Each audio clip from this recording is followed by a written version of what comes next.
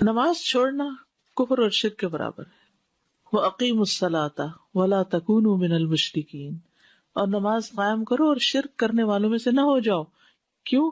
کیونکہ وہ تو نماز نہیں پڑھتے یا غیر اللہ کے لیے سجدے کرتے ہیں.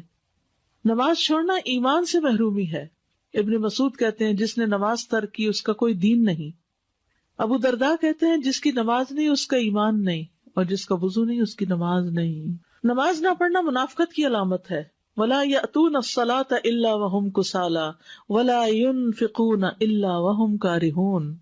وہ نماز کو نہیں آتے مگر اس طرح کے سست ہوتے ہیں، اور خرچ نہیں کرتے مگر اس حال میں کہ ناخوش ہوتے ہیں، اللہ کے راستے میں صدقہ کرنے سے گریز کرتے ہیں.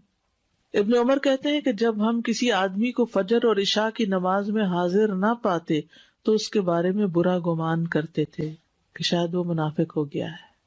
امام ابن القیم رحمہ اللہ کہتے ہیں نماز میں یہ 6 صفات منافقت کی علامت ہے.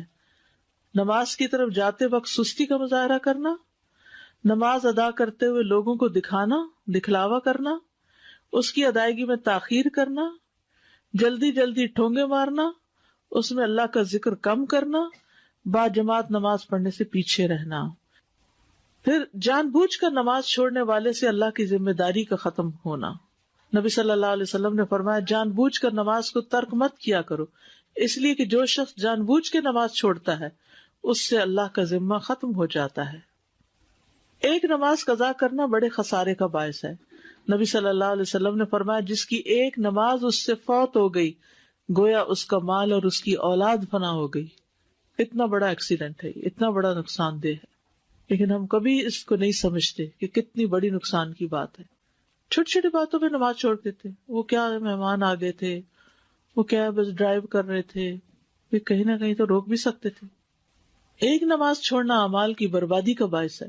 نبی صلی اللہ علیہ وسلم نے فرمایا جس نے نماز اثر چھوڑ دی اس کے اعمال باطل ہو گئے. حبط عملہ، یعنی نماز چھوڑنا باقی اعمال، باقی نیکیوں کو بھی ضائع کر دیتا ہے. کئی لوگ ہیں نا وہ یہ کہتے ہیں کہ ہم اور جو اتنے اچھے اچھے کام کرتے ہیں، ہم کسی کا دل نہیں دکھاتے، ہم صدقہ خیرات کرتے ہیں، لیکن کیا ہوا جو نماز نہیں پڑھتے.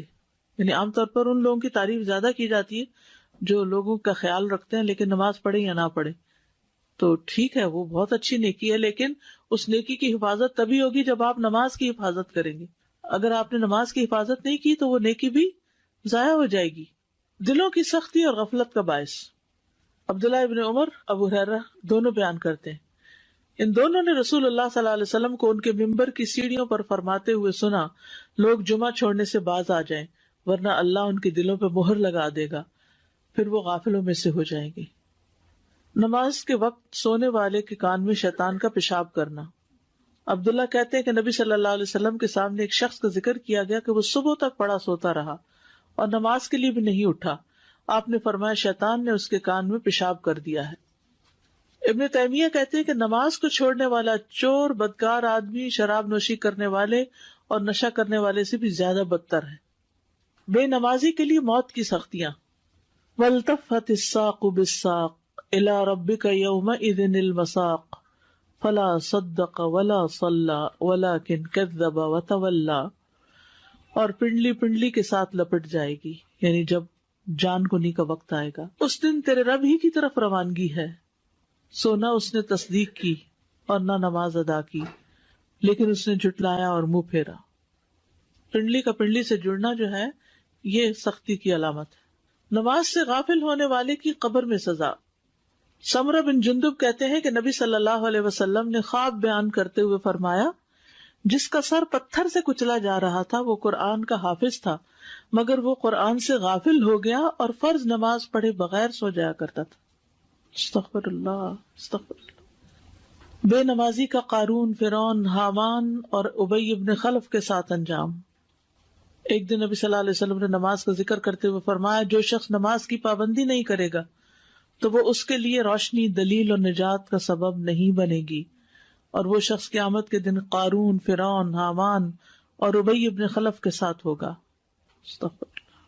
نمازوں کو ضائع کرنے والوں کے لیے ویل. فویل للمصلین الذین هم عن صلاتهم ساہون.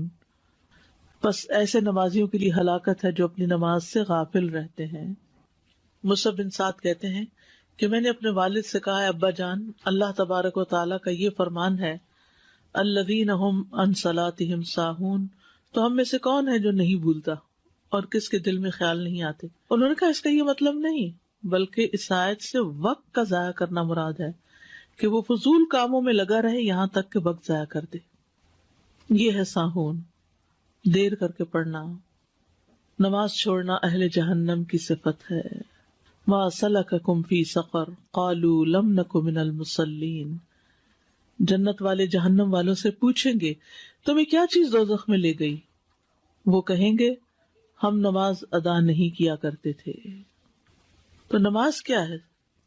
الصلاۃ عماد الدین، دین کا ایک پلر ہے. تو جس عمارت کا پلر ہی گر جائے وہ عمارت باقی رہتی ہے. اور پھر انجام کیا؟ تو نماز کو ہلکا نہیں سمجھنا چاہیے. یہ مت سوچے انسان کہ کوئی بات نہیں، کیا فرق پڑتا ہے.